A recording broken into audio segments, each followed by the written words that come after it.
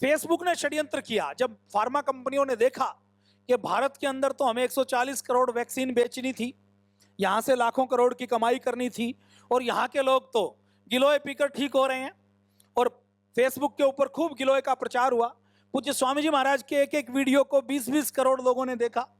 आपने गिलोय का प्रचार किया, काढ़े का प्रचार किया, और सबने कहा कि कोरोना से मेरी बीमारी दूर हो गई, कोरोना से मेरी बीमारी दूर हो गई।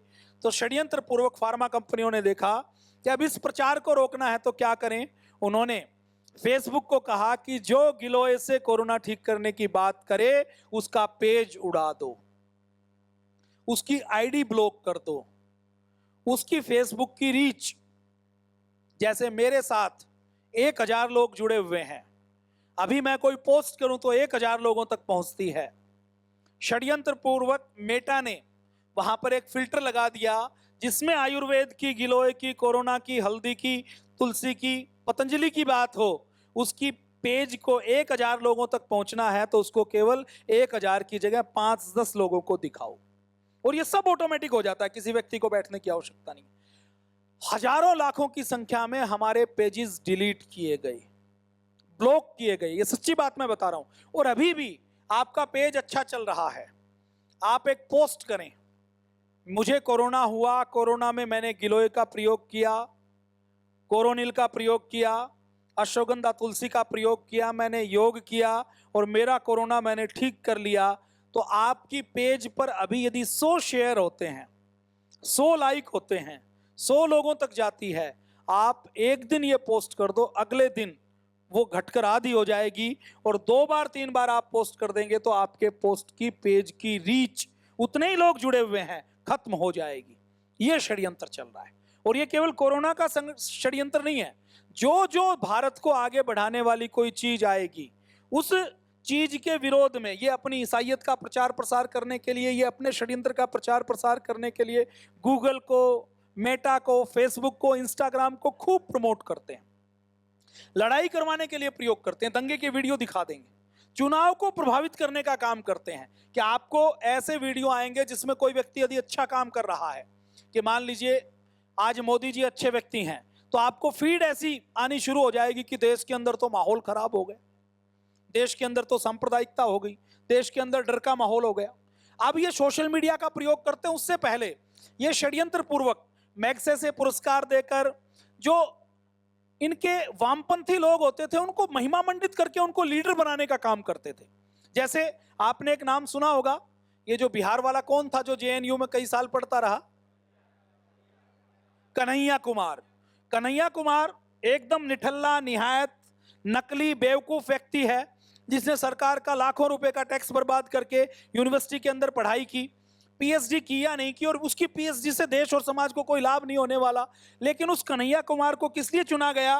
क्योंकि भारत विरोधी नारे लगाने हैं, भारत के टुकड़े टुकड़े करने हैं। और वो क्या कहते हैं कि हमें आजादी चाहिए।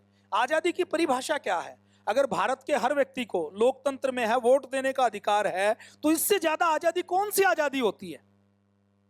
तो ये शब्दों के साथ खेला जाता है, एक एक शब्द का प्रयोग करके लोगों का ब्रेन वॉश किया जाता है। हमें चाहिए आजादी। आजादी किसकी चाहिए? आतंकवाद करने की, नक्सलवाद करने की। आजादी किसकी चाहिए? कि हम जो करें वो मनमानी करके लूटमार कर सकें, देश व समाज को तोड़ सकें। तो अब देश के अंदर यदि लोकतंत्र है तो आजादी का नारा लगाना, पुरस्कार वापस करना, तो ये समय समय पर ये षड्यंत्र चलते हैं। और ये षड्यंत्र कौन चलाते हैं? विदेशों में बैठी हुई शक्तियां, जो बॉर्डर के ऊपर युद्ध नहीं करती, जो चाहती है कि देश को अंदर से तोड़ दिया जाए। इसलिए अभी एक और षड्यंत्र चल रहा है कि दलितों को और सवर्णों को लगा दिया जाए, और दलित उसके आवरण में किसको लेते हैं? वो बाबा साहब अंबेडकर की फोटो लगा लेंगे। बाबा साहब अंबेडकर तो योगी थे, रोज योग करते थे। बाबा साहब अंबेडकर योग करते थे, और फिर दलितों का जय भीम जय भीम, कि भारत में, भारत को तोड़ना है तो मुसलमानों और दलितों को हथियार बनाओ। सबसे ज्यादा यदि मुगल शासकों ने अत्याचार किया है तो दलितों पर किया है। दलितों से पहले मैला उठवाने का काम कोई नहीं करता था। मैला उठवाने का काम सबसे पहले मुगल बादशाहों ने किया, जिन्होंने धर्म नहीं बदला। उनको कहा कि तुम मैला उठाने का काम करोगे, जबरदस्ती मैला उठवाया।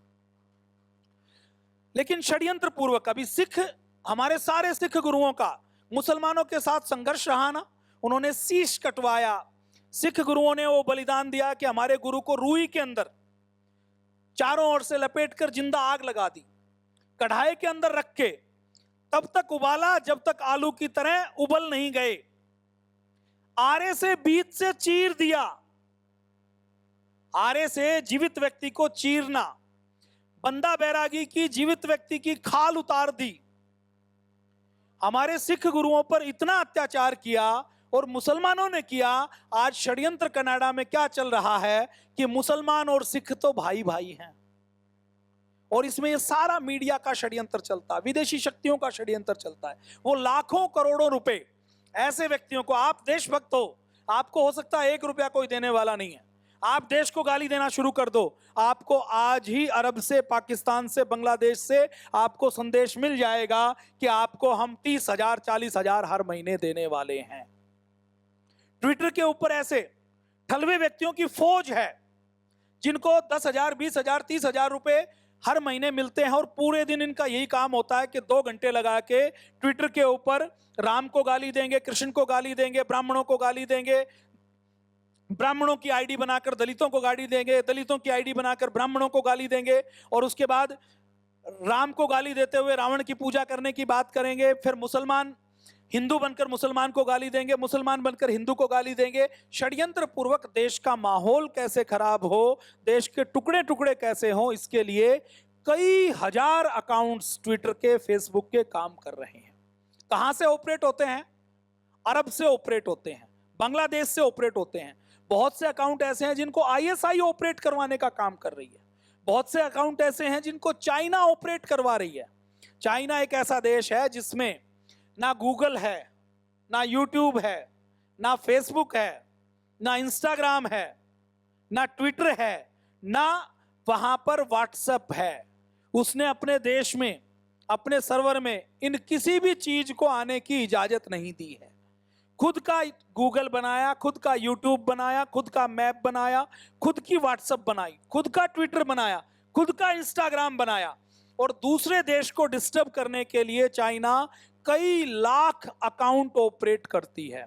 उनमें कुछ अकाउंट तो व्यक्ति ऑपरेट करता है और कुछ अकाउंट बोट्स ऑपरेट करती हैं, रोबोट ऑपरेट्स करती हैं। उन्होंने एक प्रोग्राम बना दिया, वो प्रोग्राम स्वामी जी के अकाउंट पर जैसे ही कोई नई पोस्ट आएगी तो उसके अंदर 50 फर्जी आईडी बनी हुई है। उन फर्जी आईडी से कमेंट अपने आप ऑटोमेटिक फीड किया हुआ है। ऑटोमेटिक एक कमेंट आएगा कि पतंजलि तो व्यापारी है, फिर दूसरा कमेंट आएगा कानिया बाबा, तीसरा कमेंट आएगा लाला रामदेव, चौथा कमेंट आएगा पतंजलि का सैंपल फेल, पांचवा कमेंट कुछ और आएगा। ऐसे अकाउंट्स को टारगेट करके ऑटो बोट्स से कमेंट किए जाते हैं, अकाउंट को रिपोर्ट किया जाता है। क्यों? क्योंकि सात्विक शक्तियां नहीं बढ़ सके। और मैं इसको प्रमाणों के साथ आपको दिखाता हूं, और ये मैं कोई भी चीज आपको बढ़ा चढ़ाकर नहीं बता रहा हूं, ये सारा सच है। आप इसका थोड़ा सा डीप में जाएंगे तो सब समझ जाएंगे। और ये देखिए कैसे है कि आप फेसबुक के ऊपर आपने सांप का वीडियो देखा, एक सांप की वीडियो आपके सामने आया और आप 20 सेकंड उसके ऊपर रुक गए। एक हाथी का वीडियो आया, आप 20 सेकंड उसके ऊपर रुक गए, तो अगला वीडियो 20 सेकंड के अंदर ही अपने आप सांप का आएगा या नहीं आएगा? आपने देखा है ना? तो जब ये इतना देख सकते हैं, इतना आपको एक एक व्यक्ति को टारगेट कर सकते हैं, तो ये क्या कर सकते हैं आप अंदाजा लगाने की कोशिश कीजिए। देखिए पुराने समय में जो पब्लिसिटी होती थी, जो एजेंडा फैलता था, जो लोगों में भ्रम या अफवाह फैलती थी, वो माउथ टू माउथ पब्लिसिटी होती थी। एक व्यक्ति दूसरे को बताता था या मुनादी करते थे, उससे बात फैलती थी। उसके बाद रेडियो आया। रेडियो आया तो रेडियो को पूरी दुनिया में पहुंचने में 48 साल लगे। रेडियो का आविष्कार हुआ, पूरी दुनिया में स्टेशन बने, लोगों के घरों में रेडियो आया। और आपने देखा होगा अंग्रेजों के समय, जब अंग्रेजों ने देखा, और ये जितने भी मल्टीनेशनल कंपनियां हैं, जितने भी पूंजीवादी सत्ताएं हैं, ये कोई संचार का माध्यम नहीं चाहती। संचार का माध्यम हो तो वो हो जो इनके कब्जे में हो, जिसका प्रयोग इनके विरोध में कभी नहीं हो सके। तो रेडियो जब आया तो भारत के अंदर अंग्रेजों की सरकार थी, तो भारत में अंग्रेजों की सरकार ने रेडियो स्टेशन अपना बनाया। रेडियो स्टेशन बनाने के बाद जिनको रेडियो भी लेना होता था उसको लाइसेंस लेना होता था। याद है कि नहीं है? लाइसेंस फीस जमा करनी होती थी। रेडियो को लोकप्रिय होने में 48 साल लगे, टीवी को आम आदमी के घरों तक पहुंचने के लिए 14 साल लगे। टीवी का पहला स्टेशन बना, उसके बाद 14, 15, 20 सालों में जब रामायण आनी शुरू हुई तब जाकर हर गांव में एक एक दो दो घरों में टीवी पहुंचे, और हर घर में टीवी पहुंचने में तो और 20 साल का समय लगा। सोशल मीडिया जब फेसबुक आई 2005-6 में, तो 4 साल के अंदर ही सोशल मीडिया घर घर तक पहुंच गया। 2009 में मुझे ध्यान आता है, 2009 में या 10 में जब यात्रा शुरू हुई तो हम ये सोचते थे कि पूज्य स्वामी जी का कोई कार्यक्रम हुआ तो उसकी फोटो कैसे भेजें, उसकी फोटो कहीं भेजनी है तो कैसे भेजें, सीडी बना के तो भेज नहीं सकते, गुजरात से यात्रा है तो ईमेल करें। ईमेल में कैपेसिटी कम होती थी कि ईमेल में इतने एमबी की जा सकती है, तो उस समय व्हाट्सएप वगैरह कुछ नहीं होता था। उस समय तो व्हाट्सएप देश में कुछ 1% लोग यूज करते थे, तो उस समय हमने व्हाट्सएप का प्रयोग करना शुरू किया था। तो व्हाट्सएप को, फेसबुक को, सोशल मीडिया को 4 साल लगे। फेसबुक जब लॉन्च हुआ तो 9 महीने के अंदर यह अमेरिका के अंदर लोगों के बीच में लोकप्रिय हो गया।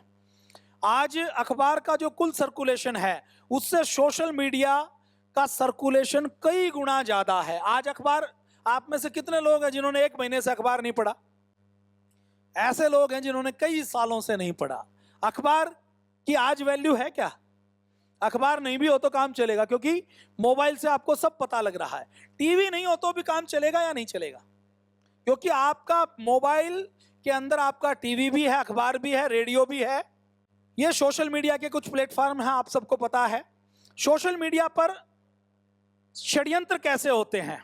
भारत की सरकार को 2020 में यह पता लगा जून में कि चाइना, उस समय गलवान घाटी का युद्ध चल रहा था, डोकलाम का विवाद चल रहा था, तो जब चीन खुद ट्विटर प्रयोग नहीं करता लेकिन भारत के अंदर अराजकता फैलानी है। आप ट्विटर कभी भी खोल लीजिए, ट्विटर को जब भी आप खोलेंगे तो उसमें भारत को, भारतीयता को, भारत की अच्छी चीजों के लिए खूब आपको नकारात्मक चीजें मिलेंगी। तो उस समय जब भारत सरकार को पता लगा कि ट्विटर के माध्यम से चाइना लगभग 2 लाख अकाउंट बनाकर भारत को बदनाम करने का काम कर रहा है, तो भारत ने जब आपत्ति की तो ट्विटर से लगभग 2.25 लाख अकाउंट शट डाउन करवाए, जो चाइना की गवर्नमेंट का एजेंडा भारत में प्रसारित कर रहे थे। कितने? 2 लाख।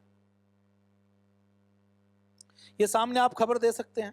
और किस प्रकार से मीडिया शो करता है, सच्चाई बाईं ओर वाली है और दिखाया क्या जाएगा? सोशल मीडिया के माध्यम से आधा अधूरा सच दिखाया जाएगा और हम उसी को सच मान लेते हैं जो सच होता नहीं है। जैसे हिंदू मुस्लिम दंगा हुआ, मुसलमानों ने 100-200 हिंदुओं, महिलाओं का रेप कर दिया, बहुत से लोगों को मार दिया। फिर एजेंडा क्या चलाएंगे? ये एक किसी मासूम बच्चे को टोपी पहनाएंगे और उस बच्चे की रिकॉर्डिंग करके ये दिखाएंगे कि देखो हिंदू कितने अत्याचारी हैं, इन्होंने 3 साल के एक मासूम बच्चे को मार दिया। चलता है या नहीं चलता ऐसा एजेंडा? अत्याचार हमारे ऊपर हो, इनकी मस्जिद में कोई व्यक्ति, किसी ने, आपको किस्सा याद है, राजधानी में कोई व्यक्ति ट्रेवल कर रहा था, किसी ने उसको नॉनवेज खिला दिया और बदले में उसने जब बात की, उसने आपत्ति की, तो उसी के खिलाफ कार्रवाई करनी शुरू की कि इसने रोजा तोड़ते हुए जबरदस्ती रोटी खिलाई। वो हमारे खाने में थूक दें, हम उनको अगर किराए पर अपना मकान देने से मना कर दें, भाई मकान हमारा तो अधिकार किसका है? और हम जो खुद नॉनवेज नहीं खाते, हमारे घर में कोई मांस, मीट, मच्छी लेके आएगा तो कौन पसंद करेगा? देश की तो बात छोड़ दीजिए, अगर आप अपना किराए पर मकान देने से मना कर दें तो उसके लिए खबर चलना, ये तो हमारा अधिकार है, हमारे घर में कौन रहेगा?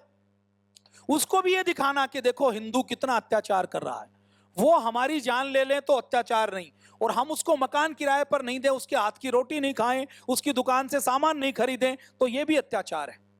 वो नारे लगाएंगे आई लव मोहब्बत, लेकिन कावड़ में जब हम भगवान शिव की पूजा किए बिना कुछ नहीं करते, योगी जी ने जब कहा कि जो जिसकी दुकान है उसके ऊपर बैनर लगाओ, तो पहचान बताते हुए इनको शर्म आती है? आती है नहीं आती? और देखिए, आपको धर्म का एक लक्षण और बता देता हूं मैं, आपको ये ध्यान रखना है। ये जो लिबरल हिंदुओं के दिमाग में ये डाला हुआ है ना कि कुछ नहीं होता, सब बराबर हैं। हिंदू मुस्लिम बराबर नहीं है, बराबरी वैचारिक स्तर पर होती है।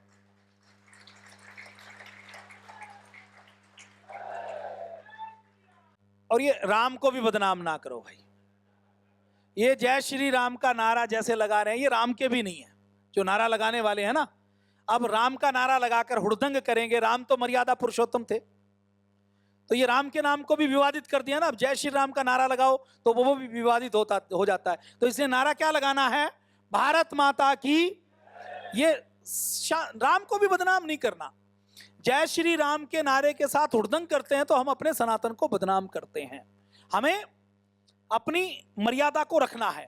तो हिंदू मुसलमान बराबर इसलिए नहीं हो सकते क्योंकि उनकी विचारधारा में अंतर है। वो नॉनवेज खाते हैं, एक वेजिटेरियन खाता है। हमारे जितने देवी देवता हैं वो जो सूक्ष्म शरीर में हमारे जुड़े रहते हैं। आपने अगर नॉनवेज का प्रयोग कर लिया, आपने अगर शराब का प्रयोग कर लिया, तो आपके घर में किसी भी प्रकार के सूक्ष्म देवी देवता की शक्ति आशीर्वाद नहीं देने वाली। इसको लिख लीजिए, आप कितनी भी पूजा करेंगे तो पूजा नहीं लगने वाली। एक और षड्यंत्र हुआ था 2020 में, ओमान की राजकुमारी के नाम से फर्जी अकाउंट बनाया और ये ट्वीट कर दिया कि हम भारतीयों को यहां से बाहर निकालेंगे। बाद में जब भारत की सरकार ने जांच की तो ये पता लगा कि ये जो अकाउंट बनाया गया है ये फर्जी अकाउंट बनाया गया है। आपको ध्यान है या नहीं है? 4 साल 5 साल पुरानी बात है। ये मैं आपको स्क्रीनशॉट दिखा रहा हूं। अब चाइना सोशल मीडिया का कैसे प्रयोग करती है। चाइना ने अपने, जब डोकलम का, गवलान का जब युद्ध चल रहा था, ये गवलान घाटी का दिखाई दे रहा है ना, तो चाइना अपनी आर्मी के ऑफिशियल पेज पर यह कहता है कि चाइना के अंदर यदि आप सेना का पोस्ट को शेयर करेंगे तो आपको गवलान घाटी का एक पत्थर गिफ्ट में दिया जाएगा। तो चाइना सोशल मीडिया का कैसे प्रयोग करता है अपने देश में देशभक्ति बढ़ाने के लिए और अपने देश के पक्ष में प्रचार प्रसार करने के लिए। सामने पढ़ लीजिए आप। Chinese propaganda continues, PLA looks to present Galwan valley stones to netizens. ऐसे नेट का प्रयोग करने वालों को गलवान घाटी का स्टोन दिया जाएगा। ये देखिए, ये पोस्ट की गई थी। फर्जी वीडियो के बाद चीन की नई चाल कि गलवान घाटी का पोस्ट करेंगे तो आपको गलवान का पत्थर गिफ्ट में देंगे। अभी भारत में हम देखें तो आपको लगातार हर तीसरे चौथे दिन, हर महीने बाइकॉट पतंजलि, पतंजलि चोर है, पतंजलि व्यापारी है, ये आपको दिखाई देता है नहीं देता? अब आपने पतंजलि आकर देखा, आपको पतंजलि में कोई चोरी की, कोई झूठ की, मक्कारी की कोई भी बात आपने सुनी? कोई देखी? लेकिन फिर भी पूज्य स्वामी जी को सुप्रीम कोर्ट में बुलाया जाता है और कहा जाता है कि माफी मांगो। मैं आपके सामने कहता हूं कि पतंजलि का एक भी प्रोडक्ट आज तक फेल नहीं हुआ। पतंजलि के एक भी प्रोडक्ट के ऊपर आज तक बैन नहीं लगाया गया। ये जो बार बार आता है ना, पतंजलि का आंवला जूस कैंटीन में फेल हो गया, आता है ना, आपको भी देखा होगा, लोग कहते हैं।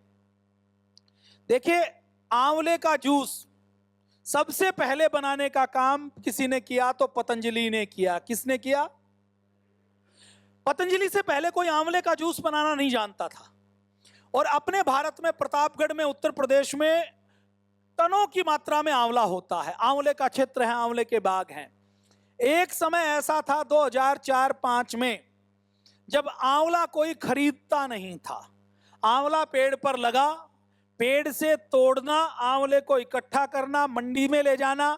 मान लीजिए आंवले के ऊपर 2 रुपए का खर्च आता है, उसको तोड़ना, लेबर लगेगी ना, उसको लोड करेंगे, मंडी में लेकर जाएंगे, गाड़ी का किराया लगेगा और मंडी में अनलोड करेंगे। तो आंवले के पेड़ से मंडी तक ले जाने का जो खर्च आता था, मान लीजिए वो खर्च 1 रुपए किलो का आता है, तो किसान को 1 रुपए किलो का भी दाम नहीं मिलता था। और आंवले के बागों को आग लगाना किसानों ने शुरू कर दिया कि ये बाग काट दें तो इसकी जगह हम कुछ और ही पैदा कर लें। ये आंवला हम कितना खाएंगे, आंवले का हम क्या करेंगे। उस समय जब कोई आंवला खरीदने के लिए तैयार नहीं था, उस समय पतंजलि आंवले का सबसे बड़ा खरीदार था। लेकिन पतंजलि भी क्या करता था? आंवले की कैंडी बनाता था, आंवले से च्यवनप्राश बनाता था, जितना च्यवनप्राश बिकता था उतना आंवला प्रयोग हो जाता था, उसके बाद भी हजारों टन आंवला बच जाता था। आंवले को पूरे देश में और पूरी दुनिया में जितने रिसर्च हुए उसमें यह कहा गया है कि ये जो आंवला है अकेला ऐसा धरती के ऊपर फल है जिसमें सबसे ज्यादा विटामिन सी है। आंवला एक ऐसा धरती के ऊपर फल है जो सबसे ज्यादा एंटी एजिंग करता है। आंवला धरती के ऊपर अकेला एक ऐसा फल है जो जब शरीर से टॉक्सिन्स को निकालता है और हमारे पूरे शरीर में बाल से लेकर नाखून तक कोई ऐसा अंग नहीं है जिसके ऊपर आंवला प्रभाव नहीं डालता हो। किसी को जवान हो, किसी कोई मरा हुआ हो, उसको भी पुनर्जीवित करने का काम आंवला करता है। हमारी ये जो कोशिकाएं टूट फूट हो जाती है ना, कोशिका के अंदर जो इंजन होता है उसको माइटोकॉन्ड्रिया बोलते हैं, उस माइटोकॉन्ड्रिया को भी ठीक करने का काम आंवला करता है। हमारे आयुर्वेद में कहा गया है कि आंवला तो अमृत है। मैं आपको एक घटना और सुना देता हूं, आपको अच्छा लगेगा। पिछले साल मेरा जर्मनी जाना हुआ। जब हम जर्मनी गए, पूज्य साध्वी डॉक्टर देवप्रिया जी, हम और हमारी एक टीम जर्मनी गई, तो हम वहां पर एक आयुर्वेद के डॉक्टर के घर पर ठहरे। उनके घर में रुके हुए थे। अब क्योंकि हमें वेजिटेरियन खाना खाना था, अब होटल में तो वेजिटेरियन खाना मिलेगा नहीं, तो हमने ऐसा देखा कि हम अपने किसी ऐसे व्यक्ति के घर पे ही रुकेंगे, वहीं पर खाना खाएंगे, बाहर हमें खाना ना खाना पड़े ताकि हमारा धर्म भ्रष्ट ना हो। तो शर्मा जी के घर पर रुके। सुबह सुबह जब पानी गर्म करने के लिए किचन में मैं गया तो मैंने देखा कि शर्मा जी ने कप में, कॉफी वाले जो बड़े कप हैं, उसके अंदर कुछ डंडियां भिगो के रखी हुई हैं। मैंने जब ध्यान से देखा तो वो बासी सी पुरानी सी गिलोय की डंडियां थी। मैंने शर्मा जी से पूछा, शर्मा जी ये क्या है? तो उन्होंने कहा कि मैं आयुर्वेद का जानकार हूं, मैं जब भी भारत जाता हूं तो भारत में पतंजलि से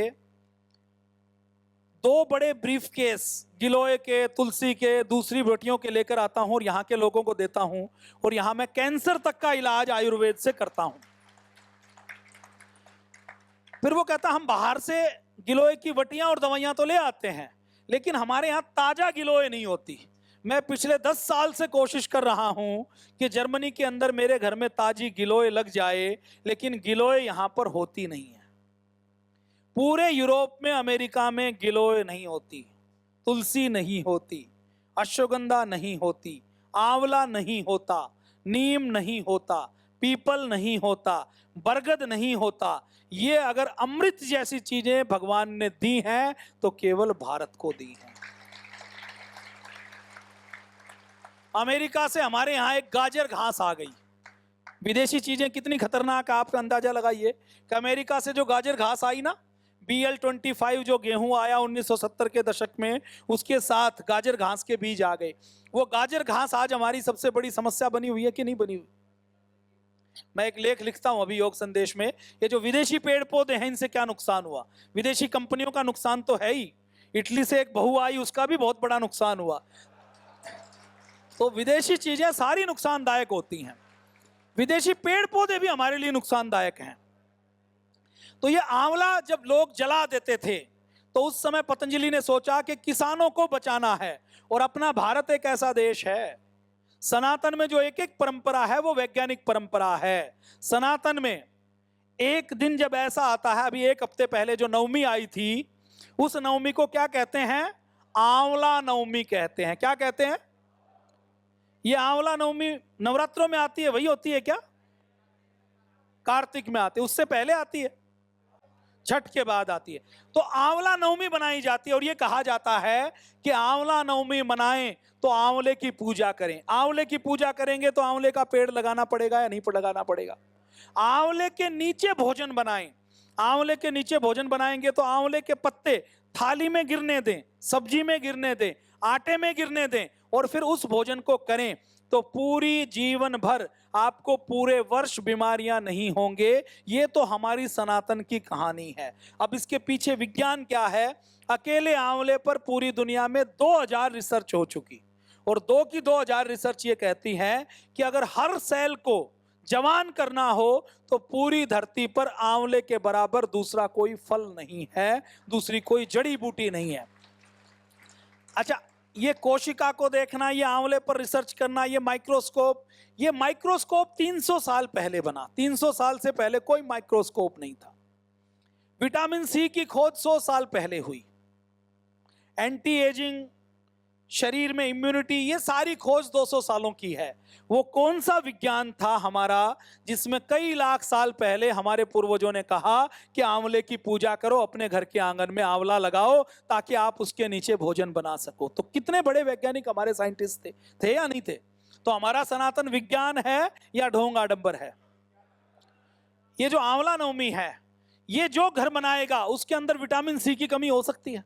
और विटामिन सी, केवल विटामिन सी नहीं है आंवले में, विटामिन सी के साथ साथ 1000 फाइटोकेमिकल, फाइटोन्यूट्रिएंट ऐसे हैं जो शरीर की अलग अलग एक्टिविटी को मॉड्यूलेट करने का काम करते हैं। तो जब आंवले के बागों को आग लगा रहे थे, तो आग लगाते हुए पूज्य आचार्य जी, पूज्य स्वामी जी ने सोचा कि देश के 80% लोगों को ताजा आंवला नहीं मिलता और 20% लोग जो इनको मिलता है तो उनको इतना मिलता है कि उनको आग लगानी पड़ती है। ये दुर्गेश जी बैठे हुए हैं, खड़े हो जाएंगे, बताएंगे क्या करते थे।